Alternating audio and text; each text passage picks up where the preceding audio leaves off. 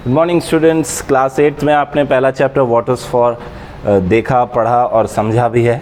अब हम बात करते हैं चैप्टर नंबर 3 की। चैप्टर 2 हम स्किप करेंगे, चैप्टर नंबर 3 करेंगे, हम ऑड काउंट्स में जाएंगे। तो chapter number 3 major for major, ये चैप्टर का टाइटल मैं आपको बता देता हूँ। ये लिया गया है शेक्सपियर की एक शॉर्ट स्टोरी नॉवल से। उसका नाम भी मेजर फॉर मेजर था, जिस कहानी का प्लॉट बेस जो था वो वेनिस, इटली का एक शहर है, उस पर बेस्ड था। इस कहानी का प्लॉट अलग है, ये भारतीय कहानियों के हिसाब से इसको ढाला गया है। But what you have to see here कि द एग्जैक्ट मॉरल और the message of both the plots are similar, okay, but in a different way. दोनों कहानियों का संदेश एक ही है, लेकिन कहानी बताने का तरीका जो है वो अलग है। तो कैसे वो तरीका अलग है और क्या चीज़ें हैं, मैं आपको पहले कहानी एकदम संक्षेप में बता देता हूँ। तो ये कहानी राजा वर्मा नाम के एक पेंटर की है, जो कृष्णदेवराय के राज्य में बहुत शानदार पेंटिंग करता है। ऐसा माना जाता था कि सजीव पेंटिंग की जाती थी, वो किसी भी व्यक्ति की जीती जागती तस्वीर बना देता था। उसमें ऐसा लगता था कि ये तस्वीरें अब बोल पड़ेंगी। तो राजा जो थे उसके इस कौशल से, उसकी इस कला से बहुत ज़्यादा प्रभावित थे। तो अपनी कला का नमूना दिखाने के लिए एक दिन राजा वर्मा जो है दरबार में पहुंचता है और राजा उससे कहते हैं कि आप हमारी एक तस्वीर बनाएं, एक पोर्ट्रेट बनाएं।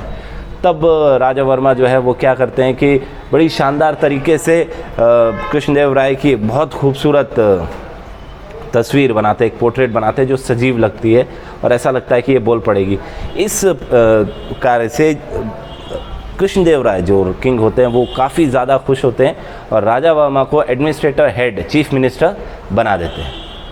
चीफ मिनिस्टर बना दिया जाता है, उनको इनाम के तौर पर ही ये दी जाती है, टेकन फॉर ग्रांटेड के तौर पर राजा वर्मा को ये पोजीशन दी जाती है।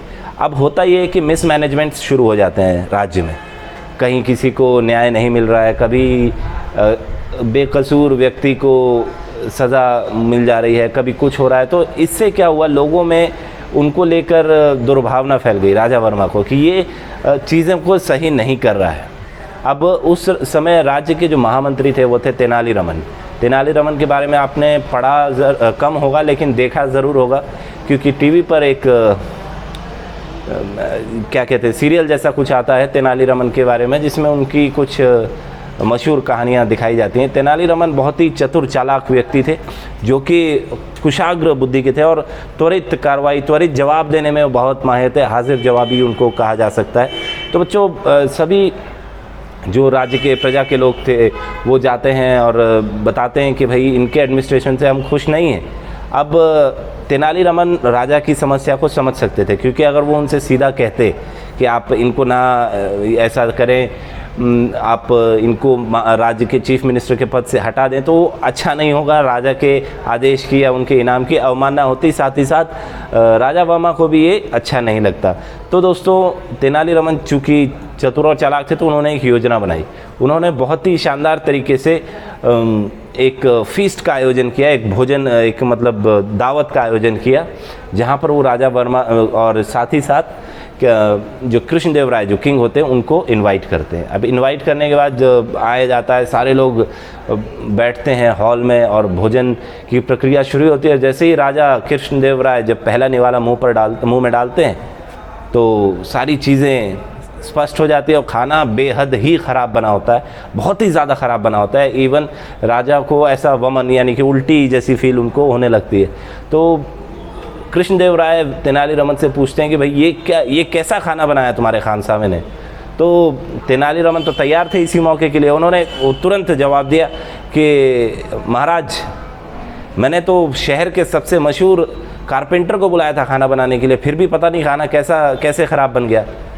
तब राजा बोलते हैं कि तुम्हारा दिमाग ख़राब है, एक कारपेंटर कैसे अच्छा खाना बना सकता है। तब तेनालीरामन जवाब देते हैं, ठीक उसी तरह जैसे कि एक पेंटर राज्य का एडमिनिस्ट्रेशन देख सकता है, ठीक उसी तरीके से एक वुड कटर या एक कारपेंटर जो है बहुत शानदार खाना बना सकता है।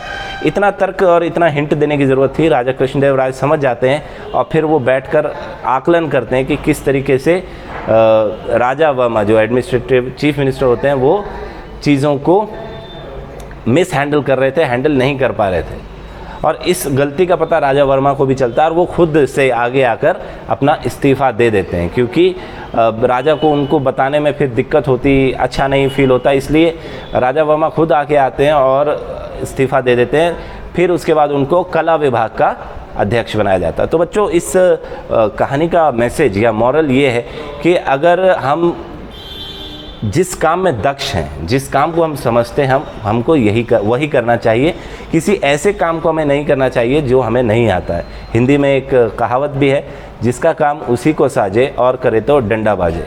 ठीक है दोस्तों, बच्चों, तो आप इस कहानी को रीड करेंगे। मैं इसका PDF भी आपको अभी क्लास ग्रुप में भेज दूंगा और साथ ही साथ नोट्स जो हैं इसके नेक्स्ट डे हम अपलोड करेंगे। इसका एक रीडिंग सेशन भी हम रखेंगे, जिसको मैं 1 या 2 दिन में, जैसे ही आपकी नेक्स्ट क्लास होगी उस दिन अपलोड करेंगे। तब तक के लिए थैंक यू बच्चों, नमस्कार।